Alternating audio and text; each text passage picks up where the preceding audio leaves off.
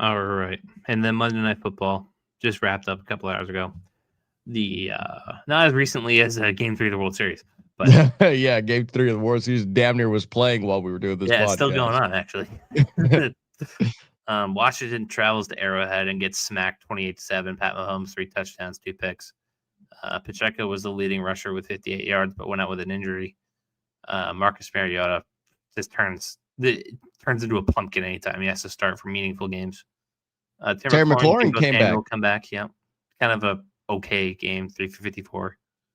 Debo 3 for 11. Uh, yeah, anything you really want to say about this game? I mean, the Chiefs are good. Shocker. Yeah, what a shock. Chiefs are good, but you also like even if Jaden Daniels played this game, like what was it going to be 28-14? You Yeah, know, the Chiefs like still kick their ass. yeah. I think this is a very sophomore slump season at whole for the Commanders. And they dealt with a lot of injuries too, but But even so, like Jaden Daniels has been relatively figured out this year, I think. And were those veteran additions just like so paper thin of a band-aid that like when they it start wasn't missing time? like on paper, like I said, the Debo Samuel trade was just super on paper, right? Like I commend the 49ers evaluating their talent and knowing who to let go and who to keep. Like I appreciate because to me, I was just like, damn, really? They let go of Debo Samuel? I was like, they're not gonna have Brandon Ayuk for a hot minute. Like they must really like Ricky Pearsall. And then all of a sudden Ricky Pearsall was hurt. And it was like, well, they must really like Kendrick Bourne. and but at least Mac Jones really likes him. And I just look at it and it's like, man, you signed McLaurin to this long-term deal. This new ownership with the Commanders is like very Super much aggressive. super aggressive. And I'm like, like they kind of were a very hot team last year. And now, like, I don't know.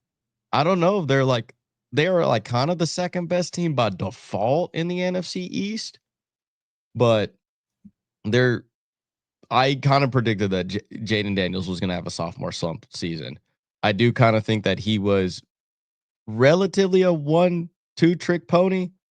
It was kind of like his progression system wasn't all that well, and he also took off when the reads weren't open.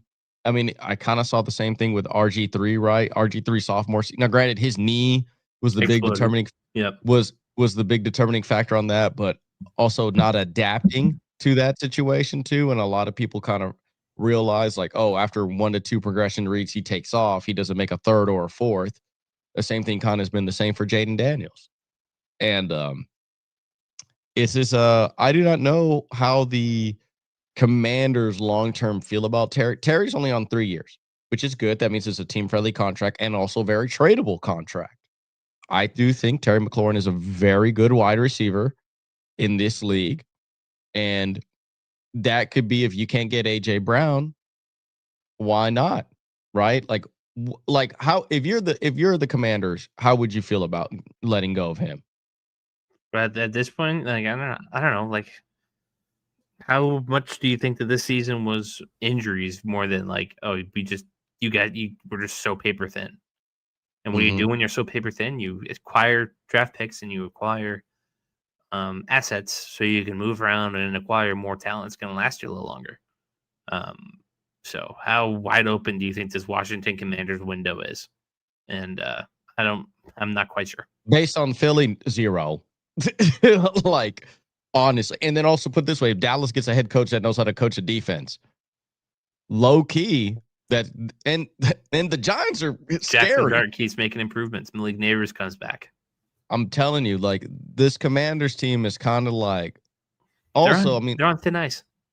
yeah, because also look, bro, they gave away Montez Sweat. I have no idea why. Like they also gave away Jonathan Allen when they had him and Durant.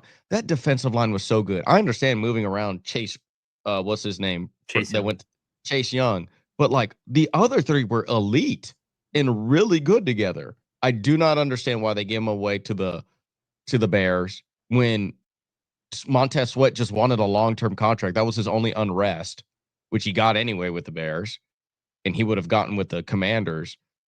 Jonathan Allen has been a decent to good asset for the Vikings. I think that they should have just kept those three, let Chase walk, And I think that they would have been really nice up front defensively. Because they really don't have any pass rush, man. They really don't. And Marshawn Lattimore is not what he used to be defensively back there. They're not really intimidating defensively, honestly. And offensive weapon wise, I mean, Scary Terry has been hurt most of the year. They have no real run game. It's a who's who of this running back backfield. And Jaden Daniels has regressed into his sophomore slump. And then now you're into a prove it year 3. Who are you at quarterback? Who are you as a head coach? And who are you as a team?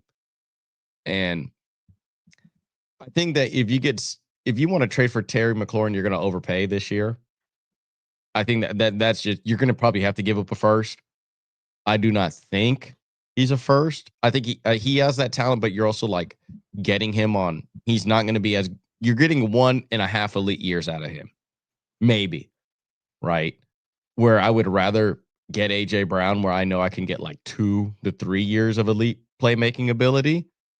And I think next year, if the Commanders have a rough start yet again, I think Scary Terry's going to be gone for like a third, and they blow this team up. Like based on what the Giants are doing, based on how the Eagles are doing, and if the Dallas Cowboys get that defense figured out, I would not be surprised that in 2026 we are talking about a new head coaching job for the Commanders.